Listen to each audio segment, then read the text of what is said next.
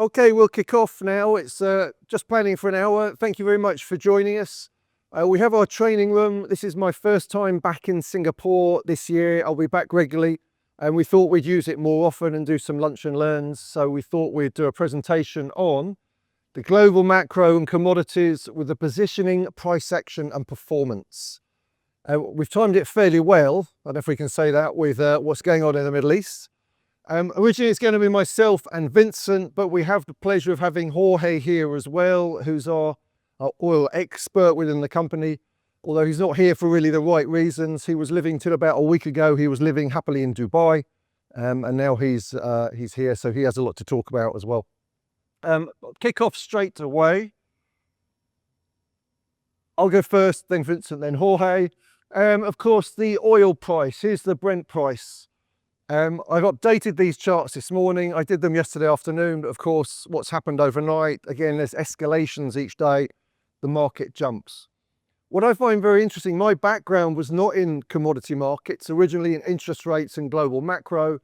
For many years, when I looked at commodities, I would simply look at the Brent price, I would look at gold, copper, and that would pretty much be it. And when global macro looks at particularly Brent, and the first Thursday, so the market had been in a trend literally for 18 months between $58 and $82. I've been with Onyx 2.5 years. All the trainees that I've trained, that's all the range they've ever known. Of course, oil went to 148, it's been to 130 with Russia, Ukraine, but all they've ever known is that narrow range, and suddenly we broke out.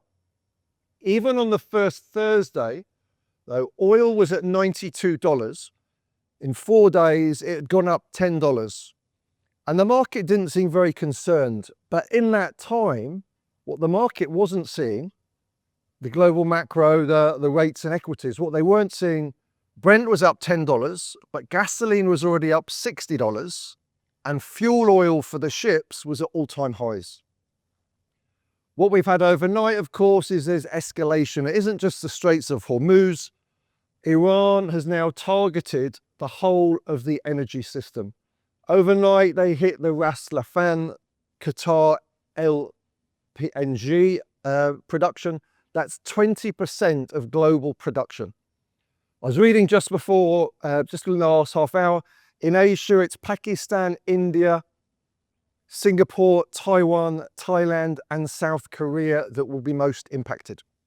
They've hit the gas processing as well, gas fields, so it's not just the refineries, it's actual production they've hit as well, and export terminals as well, for instance, Fujairah. They're in the gas supplies, refined products, export infrastructure, and industrial feedstocks. Sulfuric acid used in rare earth production, copper production, up to 40% of that comes from the Middle East. 35% of fertilizer feedstock comes from the Middle East as well. There's no substitutes of scale of these. Energy, food, and semiconductor supply chains are being hit, and it's disrupting global flows. So if we bring up some charts, and the other point as well, Jorge will touch on this, is escalating every single day. South Korea, for instance, imports 94% of its energy, 100% of its oil, and 100% of its LNG. Now, countries like Australia, of course, is self-sufficient in LNG, but that imports refined products from Korea. Korea is now stopping exporting of refined products. So there's the knock-on effect. The point as well, a lot of the ships that passed through the Hormuz 2.5 weeks ago, well, they're just arriving now. But what we've got in the next 2 weeks, there will be no ships arriving, particularly in Singapore. So that's when actually the disruption really starts. South Korea has designated NAP for now a security item. Helium, for instance, is critical for semiconductor production, these coming from the Middle East.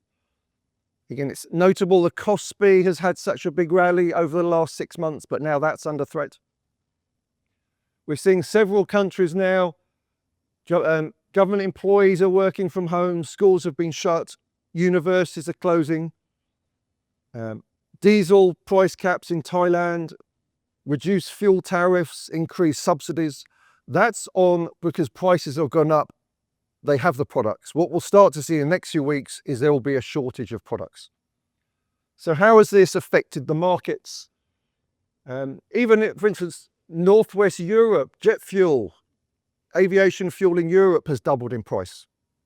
Thankfully, I booked my flights here, not via the Middle East, and booked them a couple of months ago, but my next trip will be far more expensive. Airlines are cancelling flights even in Europe.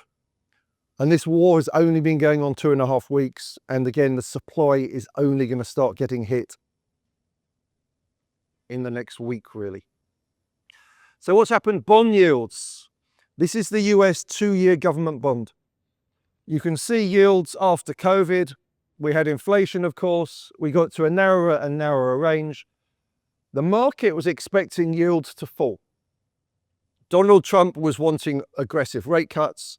The US economy actually had been going strong up till even that the ISM was coming out above 50 for services and manufacturing. Unemployment was down to 4.3%. It's just ticked up to 4.4%. The economy was strong, but the market was pricing cuts simply because Donald Trump was demanding it. What's happened now is yields have clearly broken out and they're going to go much higher. Inflation is going to be a big problem. Here, what we have, the orange line is the 2-year yield and the white line is Brent. And again, this underestimates the impact that we're going to see from gasoline and kerosene and diesel, all these products from lowering the barrel that comes from Middle Eastern crudes. So the market's concerned about the inflation impact to start with. Jeremy Powell, the Fed president, said overnight, the net effect on the oil shock will be some downward pressure on spending and employment and upward pressure on inflation. The market's suggesting, first of all, rates will start to go up. But of course, what you're then going to get is demand destruction and a hit to economic growth. In the US, it won't be as significant because the US is self-sufficient in energy, but in Europe, it's going to be far bigger. And in Asia, it's going to be far bigger as well. If we look at the overnight index swap, which is a derivative that prices estimates of central bank movements, on the 27th of February, the market was pricing 62.5 basis points of cuts by year end in the US. So the market was split. They're either going to cut 2 or 3 times, but it was right in the middle. Now that's been taken back to just 1 cut. And going forward again, the market will say, well, they're not going to cut at all until the really growth impact happens. And what's that's doing to the yield curve is the yield curve is flattening. This is the 2s, 10s. So the 2-year is going up and the 10-year, which correlates more with inflation, deflation, is actually falling. If you look at the Bank of England's OIS, this is more stark. On February the 27th, the market was pricing more than 2 cuts, 53 basis points of cuts by the central bank. It's gone through 0. It's now pricing nearly 1 full hike. 2.5 weeks ago, the economy needed 2 cuts. The economy hasn't got any stronger. The market's now pricing hikes. This is the worst case scenario for government and for the central bank. And on to equities. Again, we discuss on our chat at work, firstly, we think the reaction by oil market by Brent is underreaction. We think it should be a lot higher. But what I just see is a lot of complacency in the equity market. But look at the S&P here. You can see it's trading back where it was in September. The market went up, it went sideways. You can see there was a quadruple bottom here and it finally broke down to this level, bounced. That's broken, bounced, broken again. You can see there's a key support here, which comes in at 6,550, and the market's clearly targeting that. Below that, you'll see a lot of stops and a more aggressive move. The CTAs will now be short of this. We know hedge funds, even last few weeks, we know hedge funds have been reducing their longs. They've had their biggest short position in since COVID. We also know, though, retail traders keep buying. We know they have their biggest position ever, and it's leveraged as well.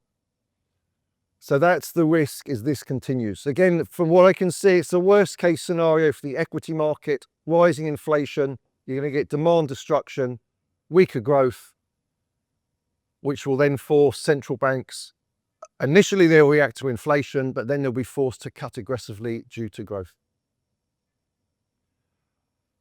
Here, what I've done is overlaid the S&P. So the S&P is overlaid with the MOVE index. That's bond volatility.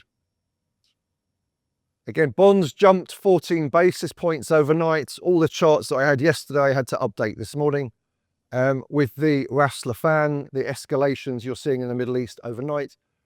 So this is the bond volatility, the MOVE index inverted. You can see obviously how clearly highly correlated they are. Again, this implies the S&P trading and quite significantly lower. The one asset that has performed well in since the attacks is the dollar. The dollar's started, it's risen consistently. Again, I was on a podcast, a US podcast last week, the morning show, again, an equity specific podcast. They were bringing up the front page of The Economist and those magazines, Time magazine, where it calls it the end of the dollar. Well, the dollar's actually been going sideways since March of last year. For 1 year, the dollar has gone sideways. Now it's trending up. It's back above 100 this morning, and it's looking to break through the key resistance, multiple tops at 100.4.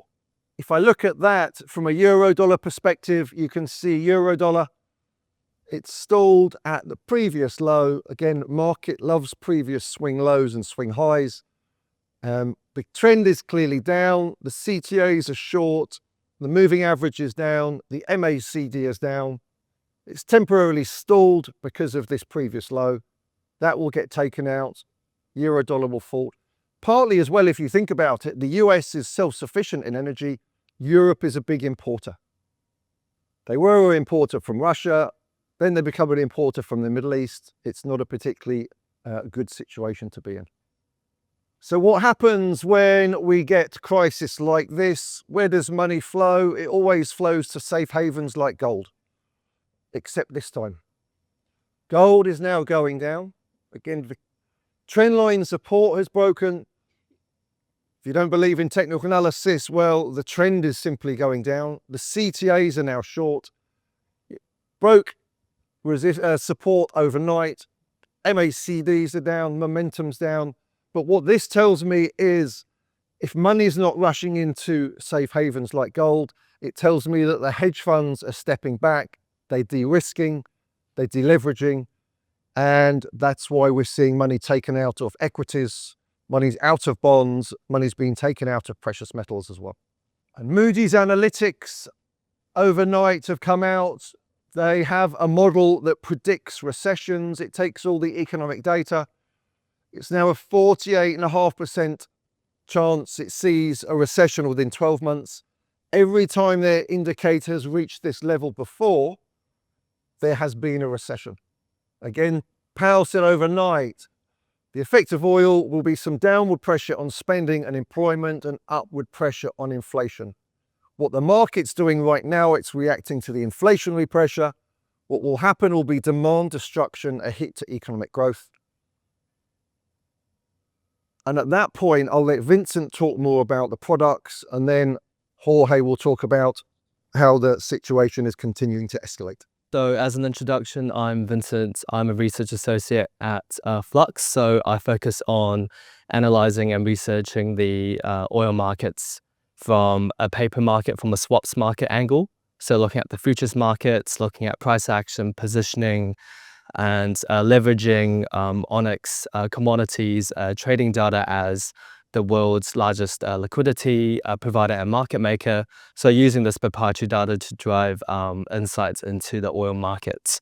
So of course, the last couple of weeks have been quite hectic for the wider market, for the macro market. Everyone has been following the Brent crude prices. And a key question people have been asking is, why hasn't prices moved up as much as expected? Well, one possible answer to that was that lot of the market, a lot of traders have already positioned long in anticipation of the conflict. So once the actual headlines came out, it was more of a buy the rumor, sell the facts, sell the news sort of trading. So CTAs, they focus on technicals, momentum indicators, and Brent was already in quite a bullish regime before the conflict began, and they were positioned almost a maximum long ahead of the conflict. So what this means was once the conflict began, there wasn't much extra room for them to add long positions. And so if anything, they were keen to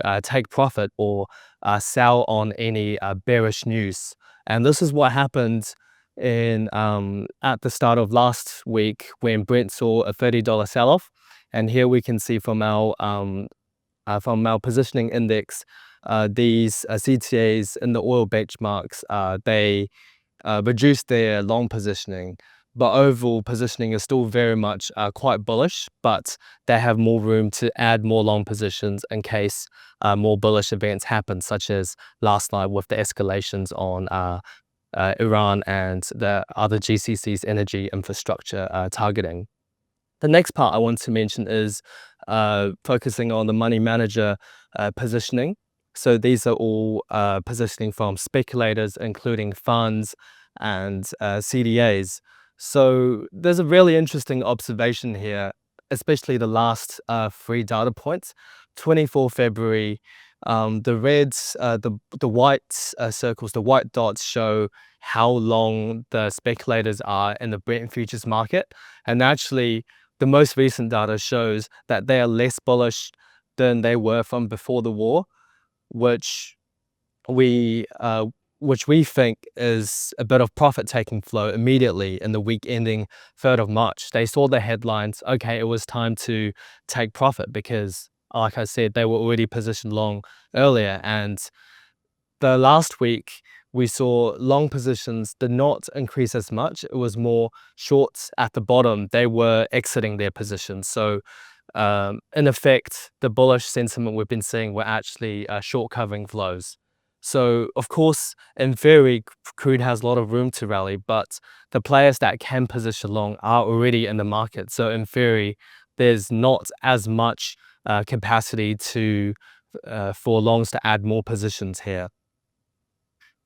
Moving on to Brent futures technicals, which of course we use as a framework to discuss and analyze price action, but it's also an important tool for a risk management perspective, because at times of volatility, it's difficult to see what's going on amid all of the news headlines. So technicals purely focuses on the price action, and it is an indicator of market behavior, crowd positioning, market psychology.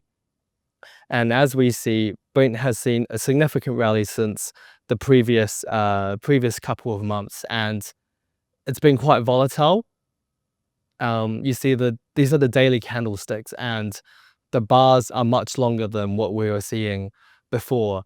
The colorful rainbow colors representations are is the Fibonacci retracement. So it's a tool to show since before the war and since the highs reached last Monday, looking at the retracement and seeing different levels of potential support and resistance. And it seems like over the last 2 weeks, prices have been following this on a day-to-day basis. Some could say it's a coincidence, but with Brent as one of the most, it is the most liquid oil benchmark, which you have oil traders, the macro community following it. So with all the trading volumes and liquidity, it is a self-reinforcing cycle. So what we can see is prices are quite bullish. It's in a really strong bullish trend. MACD continues to go up. The histogram is consistent, and the RSI is in an overbought position. So very bullish trend, and we expect this to continue with prices looking to target last Monday's highs. Something more niche here. A lot of you would have heard, would have seen the news headlines of the IEA and the US SPR stock release. Around 400 million barrels. The US SPR will be releasing 172 million. And so this had an effect on the WTI futures market. So something that's very interesting compared to what happened when Biden did the release in response to the Russia-Ukraine war is that this time the Energy Department is releasing barrels, but asking the barrels to be returned back in a year or 2 years' time. So there was an effect on the futures market, the WTI, in terms of the backwardation between now and future prices. So this is the May-June chart.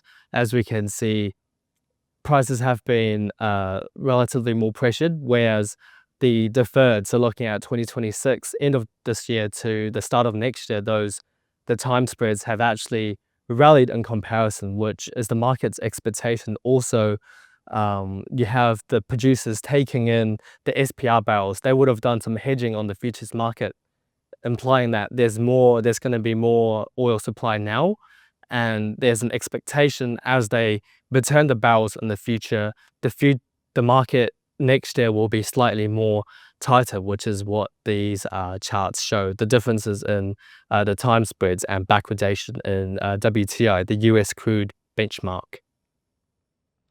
Moving on to fuel oil, also known as shipping fuel, marine fuel.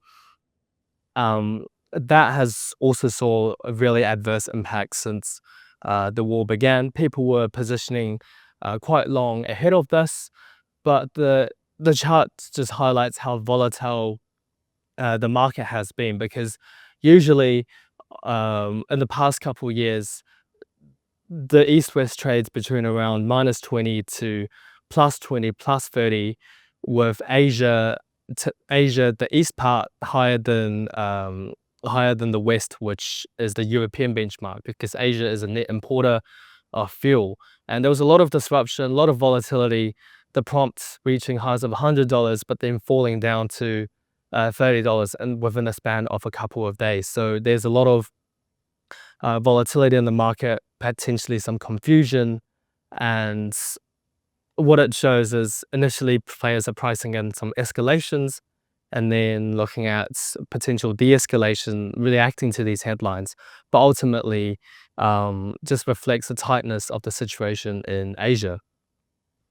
And the next part, this is from our own trading and positioning data, which we show on the left-hand side, the 380 East-West positioning in April, the most 12-month contract.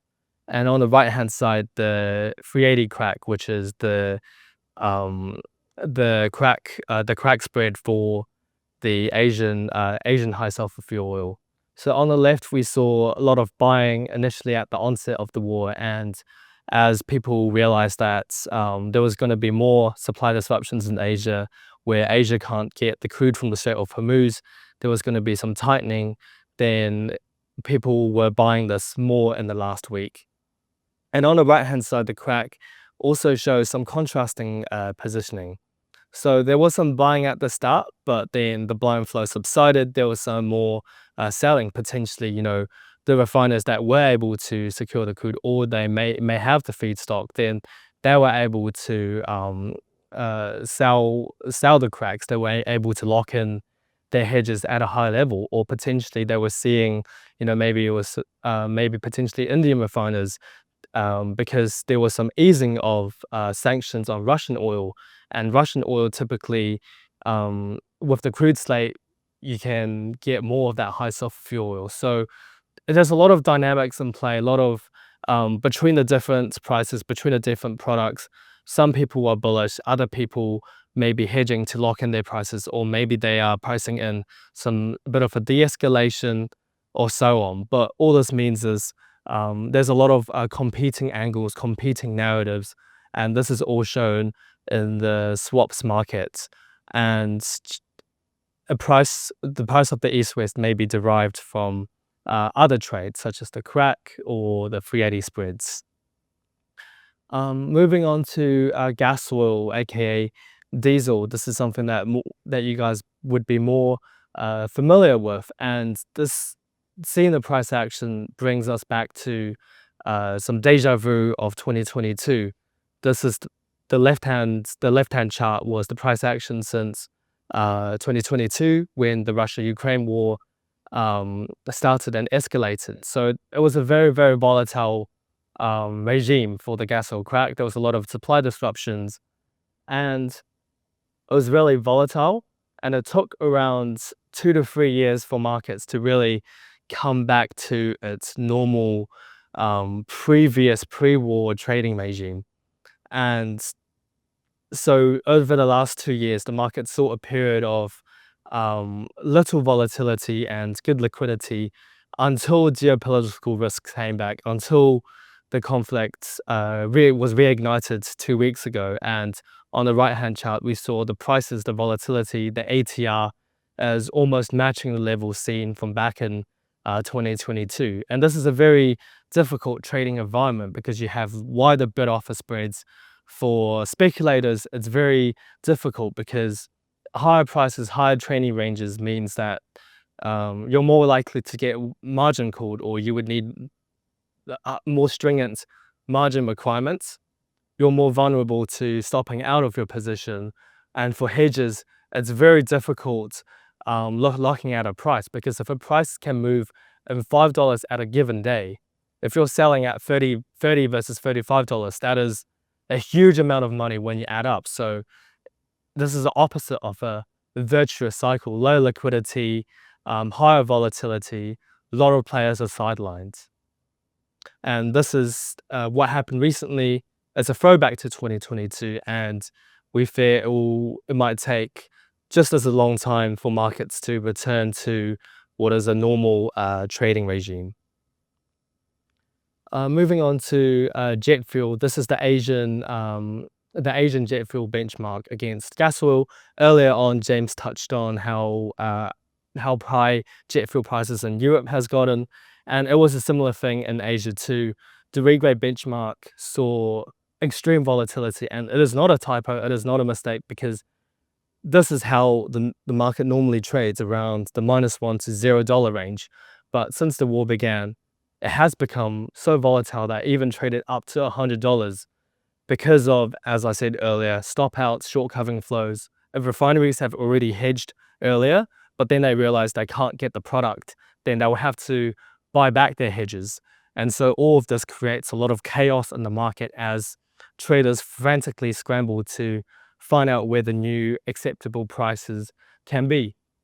So over the last 2 days, the markets have calmed down sort of, but if I told you a month ago that regrade would be trading at $7 today, you would look at me, you would think I'm a crazy person, but here we are. $7 is actually really low compared to 2 weeks ago. Next, the next chart highlights the propane hub, so which is the differential between Asian propane and US propane.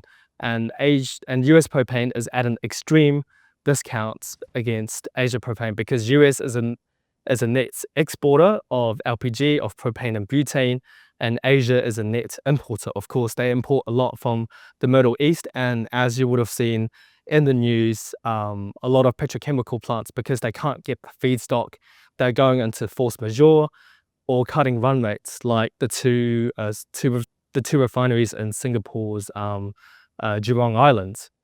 They're cutting run rates, and if things go on, if the disruptions continue for a couple more months, then they might have to shut down, and the supply tightness issues will become even worse until demand destruction is reached. But this chart just highlights, compared to previous years, in 2023 it reached -$400 because of Panama Canal issues. But the pace of the descent just shows how tight the market is in Asia, and just how much Asia needs LPG.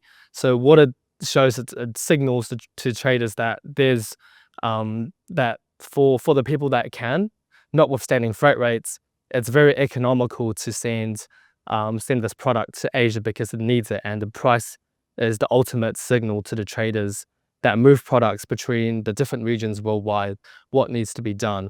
And it's a very uncertain situation, and we'll see how far this the LSE FEI can fall, but it's a very it is highlighting that the situation is pretty dire in these markets. So I've talked about the prices, and here are some conclusions that we can make from all of these. Well, earlier, like we discussed, speculators were quite positioned quite long in Brent and crude oil futures ahead of the conflict. However, markets will continue to remain in a bullish regime, in a bullish trend, despite differing narratives between both sides, from Trump, from Iran, to reframe the narrative. And the tightness will persist as long as the Strait of Hormuz remains effectively shut. And this is the predominant factor driving the bullish sentiment in the markets right now.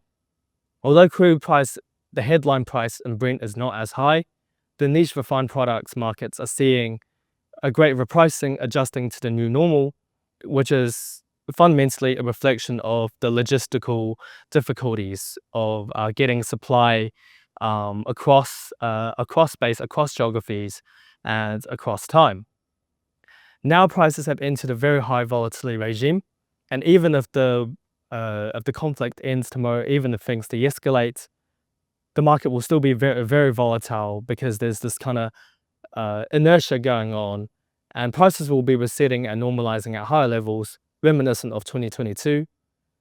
The prices may eventually come back to normal, but that will take some time for the market to adjust. It's not like a switch that you can flick on overnight. Of course, markets remain very sensitive to headlines. As we saw last night, the escalations with the energy infrastructure tax, and given an overcrowding of long positions, if market interprets there's a genuine de-escalation between both sides, because they have already positioned so long, we could see a rapid unwinding in the markets. People will be looking to take profit and exit their long positions, and there will be a fight for liquidity. Of course, with a lot of disruptions, it has created a lot of inflation concerns, as James has mentioned. So, of course, high prices may lead to demand destruction. The best cure for high prices is high prices, as some people say. What can we look for? Well, macroeconomic data can be an early signal for demand destruction and adverse economic impact. So this could be manufacturing or service PMIs, trade balances, currencies, or freight rates or throughputs, roads traffic, air demand, things like that. So a lot of these data can provide indicators of what is to come, or the effects of these disruptions. So that's my parts covered. I'll introduce Jorge. Well, good afternoon, everybody. I was thinking how to start. One of the first things I need to tell you is I'm effectively homeless and nomadic, because I was living happily in Dubai and looking forward to a good March. The weather was still beautiful. The beaches were beautiful, good living. But everybody has a plan until they get punched in the mouth. And I got punched. And it seems to me that just about any politician, from Trump to anyone who followed him, also got punched in the mouth repeated times. So let's go through something that has happened, why we are here. Number one, Trump decided to attack with Israel in the middle of negotiations, Iran. So that was, in my book, is a treacherous moment. And that unleashed open a kind of worms that we're still going through right now. The attack was unprovoked, and Iran had been preparing, according to my sources, for 40 years for this moment. So they have tens of thousands of drones and rockets, and they're firing them nonstop. Anything you read in the Western press is not quite correct.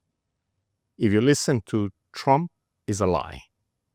He says, we have beaten them, we won, we're winning, We won, we destroyed them 100%, and the rockets are just flying over. So you cannot believe the man. If you make any decision based on what he says, you're essentially nuts. You have to keep an eye on what is going there and what the end result is of what has happened. So let's take stock at a very high level. At the moment, roughly between 15 and 20% of the crude oil supplies from the Middle East are bottled in. This means that anything that depends on that 20% has to shut down, has to go into paralysis, right? And I think James explained very well that there are some timelines with the ships coming in, and after at some point, they don't come in. So we're heading into that period in the next 2 weeks, into the paralysis mode. This is not just for crude oil.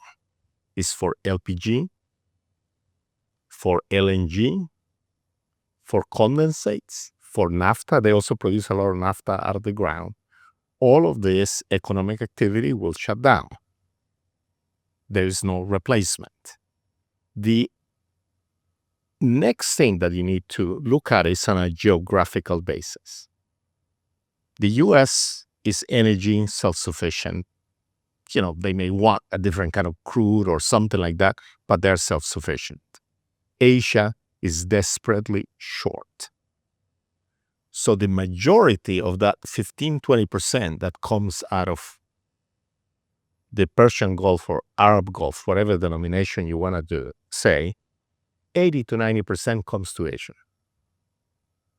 So that means Asia is facing an imminent shutdown. This is extremely serious. It's not little serious, it's extremely serious. The countries that had other options, say Russian crude, or even Iranian crude. By the way, Iranian crude is still being shipped out. It's the only crude from the Middle East that is at the moment flowing out. Can you believe the kind of mind thing that you need to do to accept that in your brain that the only crude that is coming out of the Middle East is Iranian? So if you're from Japan or Korea and you bend over to Trump and you say, I don't want to have anything to do to buy Iranian crude or Russian crude, that means you became nearly 100% dependent on Middle Eastern crude. Singapore is one of those, by the way, and American crude. At this very moment, America is thinking of putting in an export tax on the crude you're going to buy from the U.S. So you get slapped in the way in and slapped in the way out. Thank you very much, Mr. Trump, you should say. But frankly, any country that obeys the U.S. and gets hit deserves it, right? You're grown-ups, but if you bend over and you say yes, then you like it somehow. So what does it mean? We have severe issues that are affecting the consumer. And it is still not clear what their populist response will be. But in some parts of India, for instance, the price of LPG has gone up 5 times. I was on the phone last night with some Indian folks, and they tell me that minimum 25% of the restaurants closed down. There's no LPG. There is gas, but you need to be piped in, and then who knows, right? But some of the Indians I talk, they think that there is sufficient gas. But that is not the case in Pakistan. That is not the case in Sri Lanka. That is not the case in Bangladesh. So we're facing really what I call with a lot of my friends a zombie land movie coming to the street near me. It's serious, guys. So in whatever capacity you have, you need to prepare for this disaster coming in and make sure that you push your authorities to push back. Finally, some countries are pushing back against Trump. He and Israel are the cause of this chaos. Asia will be the most badly hit. The US will be the least hit. kind of makes sense from the way they operate, right? But it will affect any supply chain from which you depend. The petrochemical plants turn naphtha and gas into, for lack of a better term, plastics, but in all kinds of things that are required for the type of life we all have. But one of the important ones is food packaging. And those materials for food packaging are, so many companies start to shut down. The shutdown has begun.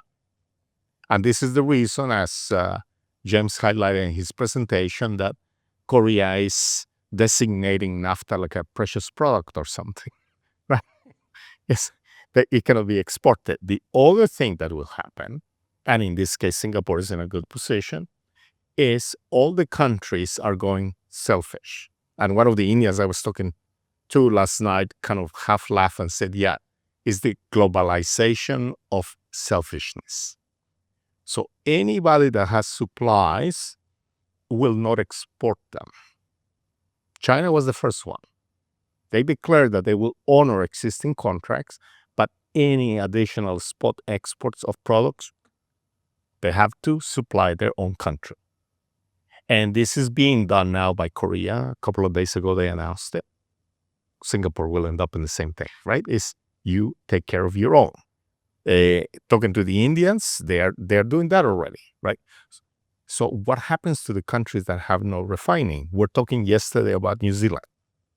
New Zealand has zero refining, no crude to turn things into, and they themselves supply islands in the South Pacific. So if you don't have for yourself, how can you supply onwards, right? So guys, it's a disaster. And all the pressure needs to be in for the conflict to end. However, your future life is not going to be in the short to midterm what it used to be. Because it's not just about ending the conflict and then the pipe of supply keeps on going, right? It's restored. The product is coming in. What happened last night is very massive. To put it in the context of Singapore, in order to produce the power we use here, has piped gas from Indonesia and gas that comes from other areas like LNG, but it was about, give or take, 35% from Qatar. Qatar shut down in about 10 days ago, shut down all the facilities. And then in some discussions we have, the Singaporean government and that sector of the industry feels very confident they can find alternative supplies elsewhere. Then you talk to the Japanese, very confident we can find alternative supplies elsewhere. The Koreans, very confident we can find alternative supplies elsewhere. Everybody is very confident they can find something elsewhere. Like where? Yes, Russia has some, but not enough. So everybody now is trying to restore relations with Russia. So at the end of this road, Russia is the big winner because they have the materials. And everybody was obeying the US and saying, we won't have that. Now you need to rush. And if you don't rush, you're going to be at the end of the queue and there's not enough for you. The first ones that moved were the Indians again. They were very quick. In case you haven't followed this, Modi was visiting Netanyahu the day before the attack. So in my analysis, not that I know these things, he knew. And he already had a deal where he was going to be supplied with Russian barrels, which he was. And he felt confident that he was covered.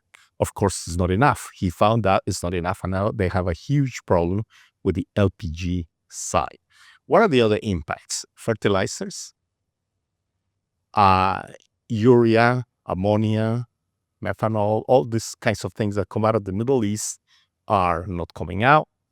And right now is planting season. So if you don't have the packaging stuff for the food, nor the fertilizers to pump it up, in 6 months, we are going to have some issues. The Middle East also supplies a lot of sulfur, and you need that for the production of sulfuric acid, which is used to leach metals. So a lot of supply chains in everything that for the lives we have had are affected right now.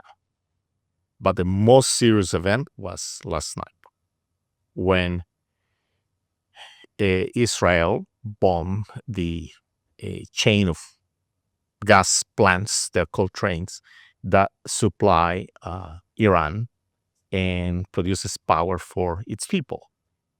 Iran, in turn, supplies Iraq. So 30% of the supply into Iraq for gas, which is used for power again, comes from Iran. So in one bombing, Israel knocked down Iran and Iraq.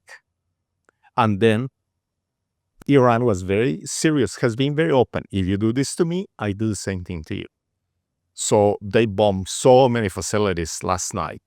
The worst is the Qatar facility, because those units, it's not like you go to a supermarket and after something burns, you buy a replacement kettle, so to speak. You need to manufacture it. And that takes 6 months, a year and a half, that kind of time frame. So we're going to be in a tight situation of key products for months and months to come. It's not going to be an easy call out. So as I said, our life is very different looking forward. So what we need to consider is that 20% of certain economic activity shuts down. And what is the impact financially and personally to all of us? So I'm sorry, I have very kind of like a gloomy presentation for you, but I'm sharing what I'm seeing. As I am sitting here, people are sending me information about the attack on the Yanbu facilities, because the Saudis have a pipeline that bypasses the Strait of Hormuz.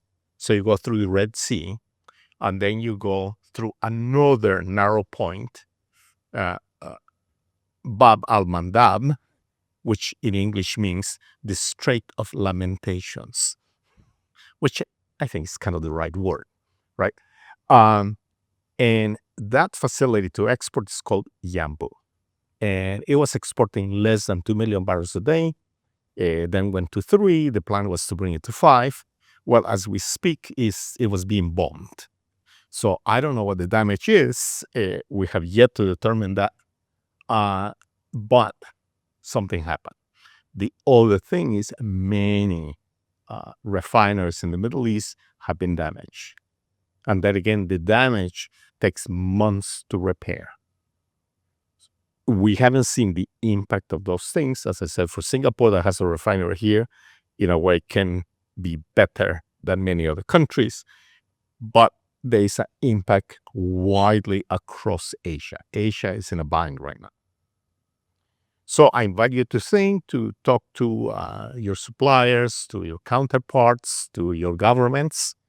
But pressure needs to be put in on the U.S. and Israel to stop the nonsense, so we can get on with our lives and start repairing what we must repair. So any questions, I'll be very happy to answer. And maybe James and Mr. Wu want to come in here. We are very happy to answer any questions you have. Can I start with a question for you? If the US were to back down, wouldn't that allow Iran to be more aggressive in their future negotiations? Of course. They are the new sheriff in town, whether you like it or not. They are. And we'll try back down to that. That's it. The problem I have is I don't see how this place, no one wants to back down. Yeah, correct. No one wants to back down, so this means almost like a fight to death. Trump put it on those terms at the beginning. So the fight for the Iranians, we discussed this right at the beginning of the war, for them is existentialist. So when you're fighting in an existentialist fight, you know that is you either win or you get killed. It's binary, right? So they're fighting to death. For the US, it's not existential. For Asia, it's more on the existential side, more than 50%, right? So Asia is the one that needs to really press the US to concede. Iran is very clear. Goals are, don't attack us anymore, and all US troops out of the Middle East out, and they have destroyed so many bases. So you don't see this in the press, but it's race to the ground. And any number of deaths is not disclosed. So many wounded troops in Germany. All the information is blocked. It comes out, right, if you're into those circles. But everything is understated in the terms of the damage to the American forces and overstated in terms of the wins. And we have them down. Iran is very strong. So they want the US out, all the bases out, then they can stop. Okay, guys. Thank you very much. I very much appreciate it. If you want to communicate with us, by the way, we have a Telegram channel called The Officials. There's a lot of info there that is, as it happens, we put in there, and we have those reports that we generate twice a day that also give you a highlight of what is going on. And you can contact us and subscribe if you like to.